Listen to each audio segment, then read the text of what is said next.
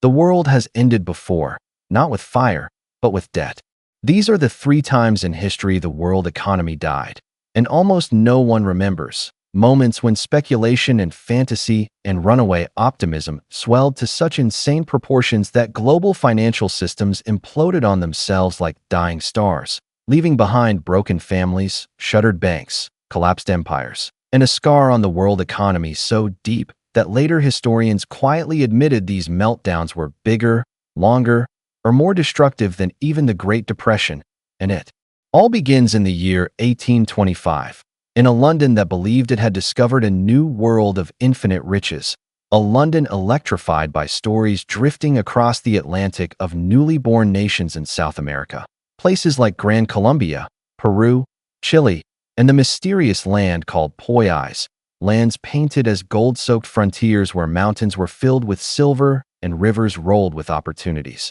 and where investors, drunk on dreams of revolution and independence, saw themselves becoming rich merely by buying bonds from countries few of them could even locate on a map. Because in the early 19th century, Britain was the center of global finance, and its people were desperate for yield, desperate for adventures far away from the soot-covered factory towns choking the empire in smoke, desperate enough to suspend disbelief when smooth-talking diplomats arrived in London's coffee houses with national bonds freshly printed, waving promises of 6% annual interest as if these were tickets to paradise. And one man above all embodied this fever: Gregor MacGregor, a Scottish adventurer who had fought with Simon Bolivar and reinvented himself as a prince of a country that did not exist, a rainforest kingdom named Poyais, complete with a fake constitution, a fake flag, a fake capital city with opera houses and cathedrals, even fake land deeds printed in London, all designed to lure speculators who never questioned why no sailor had ever heard of such a place. And so money poured into this fantasy until the bubble grew monstrous, and banks extended credit on the assumption that these Latin American bonds were essentially the new blue-chip investments of the century. But in reality, these markets were fragile, poorly governed, and violently unstable, and when wars flared, new nations defaulted, and ships sent to Poyais returned with survivors who declared that the promised capital city was nothing but jungle and mosquitoes. Panic ripped through London with the force of a detonating cannon, and suddenly dozens of banks collapsed in a chain reaction that historians consider the first modern global financial crisis, a meltdown so severe that half the banks in London failed or nearly failed. The Bank of England itself came within hours of collapse, and the government had to secretly beg the Rothschilds to supply emergency gold shipments to keep the nation solvent.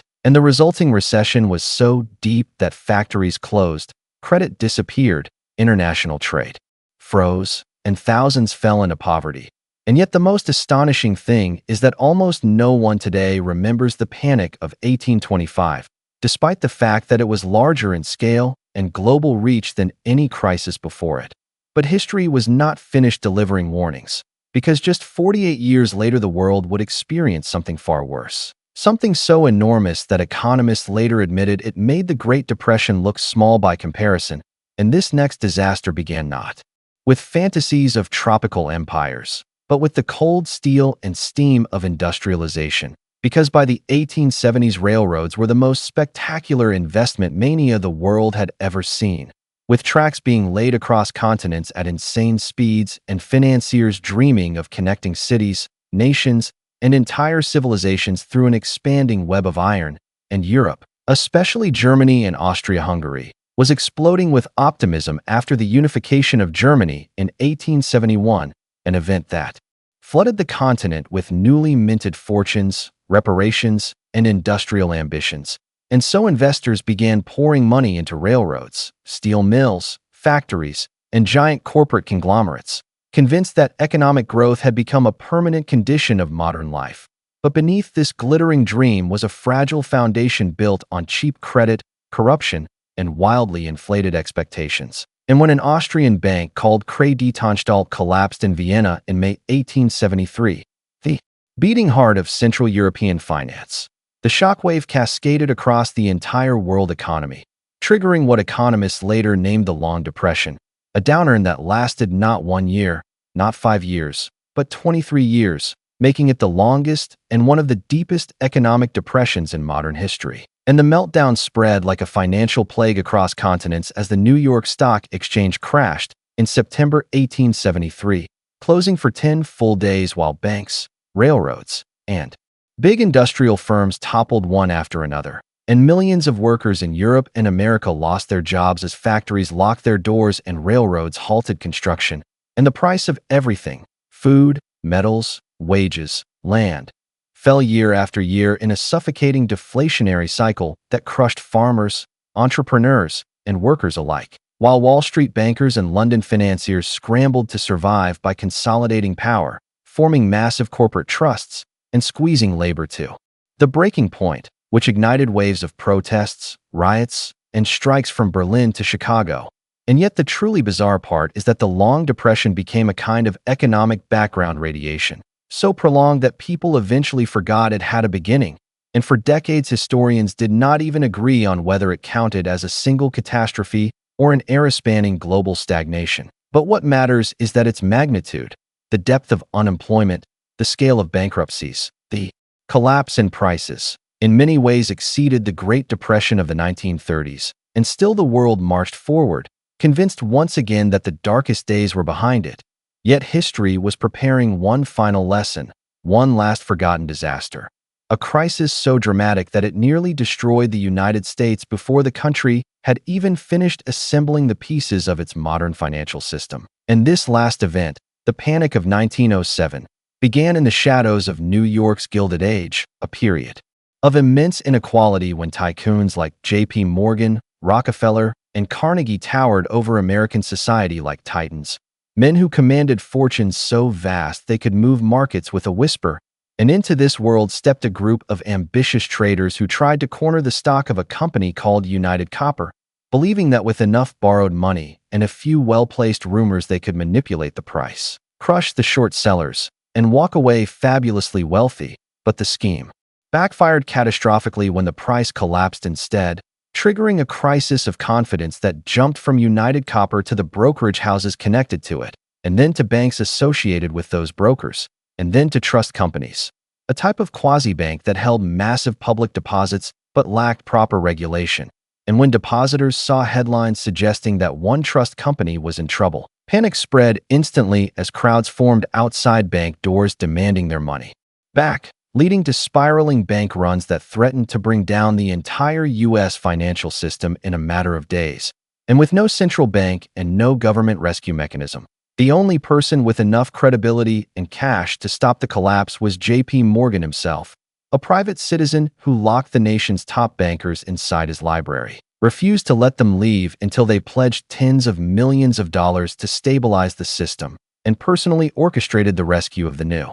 York Stock Exchange, several major banks, and the city of New York. And while Morgan succeeded in stopping the downward spiral, the panic exposed the terrifying fragility of the American banking system, convincing Congress that the country needed a central bank, which led directly to the creation of the Federal Reserve in 1913, a foundational institution born not out of deliberate planning but out of desperation and fear. And yet despite the drama, despite the scale, despite the way these three forgotten crashes reshaped global financial systems and set the stage for the 20th century, they have almost vanished from public memory, overshadowed by the Great Depression simply because it happened later and because photographs, newspapers, and radio broadcasts made that disaster more visible, more emotionally accessible. But in raw economic terms, the earlier crashes were often just as destructive, in some ways even worse. And when you zoom out across centuries, you begin to see a haunting pattern in the rise and fall of financial civilization, a pattern of recurring waves of collective delusion, cycles in which optimism turns to euphoria, euphoria turns to frenzy, frenzy turns to blind speculation, and blind speculation collapses under its own weight, revealing the same truth again and again, that economies do not fall because people forget mathematics, they fall because people forget history. And as you trace the arcs of 1825, 1873, and 1907, you see not isolated incidents, but echoes, rhymes in the grand poem of financial chaos, beginning With London's 1825 hallucination of South American glory where investors believed in fictional nations, fictional cities, even fictional kings, because they wanted to believe, and then 1873, where the railroad mania convinced industrial powers that the future would grow in a straight line forever, ignoring the cracks beneath them, and then 1907,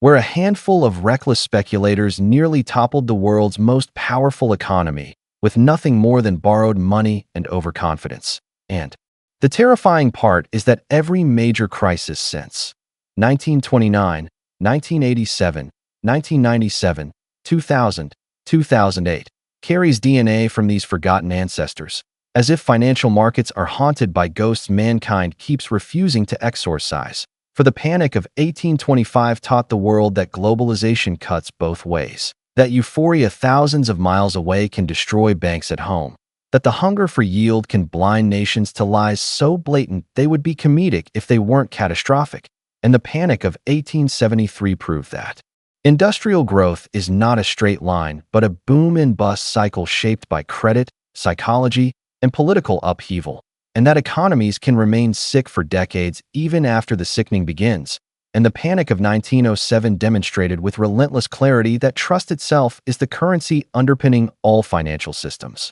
That when people stop believing their deposits are safe, the entire economy can collapse in days. And that sometimes a single individual, not an institution, not a government, becomes the final wall between stability and chaos. And as you look back, you realize these forgotten crashes are not merely historical curiosities, but living warnings encoded in the architecture of modern finance. Because today we live in a world with instant communication, algorithmic trading, speculative bubbles forming in cryptocurrencies, real estate, tech stocks, and commodities. And yet the emotional machinery behind every bubble is no different from the crowds who bought Poyai's bonds, or the industrialists who assumed railroads would run profits forever, or the speculators who believed they could corner copper without consequence. And in that sense, the greatest danger is not the complexity of financial markets, but the simplicity of human nature. For optimism is addictive, greed is contagious, and fear spreads faster than any contagion known to science. And this is why these three forgotten crashes matter now more than ever, because they reveal a truth nearly everyone prefers to ignore. The world economy ends not when numbers stop adding up, but when stories stop being believed, and when the narratives holding markets together collapse. Whether that narrative is South America will make us rich, or railroads can only rise, or we can control this price forever. The fall is sudden and brutal, and the darkness that follows can last decades. And if you listen closely to these ancient echoes, you can hear a warning whispered from across the centuries, a warning London ignored in 1825, Vienna ignored in 1873, and New York ignored in 1907. That the greatest crashes are never the ones we fear, but the ones we forget, the ones buried beneath textbooks and overshadowed by later headlines, the ones so distant in memory that we stop learning from them. And in this forgetting lies the seed of future catastrophe. Because the pattern of financial history is not one of progress, but repetition, a looping spiral of exuberance and collapse, innovation and overreach, confidence and panic. And at the center of every cycle stands a simple, uncomfortable truth that no matter how sophisticated our systems become, no matter how advanced our algorithms, no matter how global our markets, the world can still end the same way it ended before, not with fire, but with debt. And the only real question is whether the next great crash is already growing in the shadows, fueled by the same hubris, the same blindness, the same belief that this time is different, even though history has already screamed 3 times over that it never is.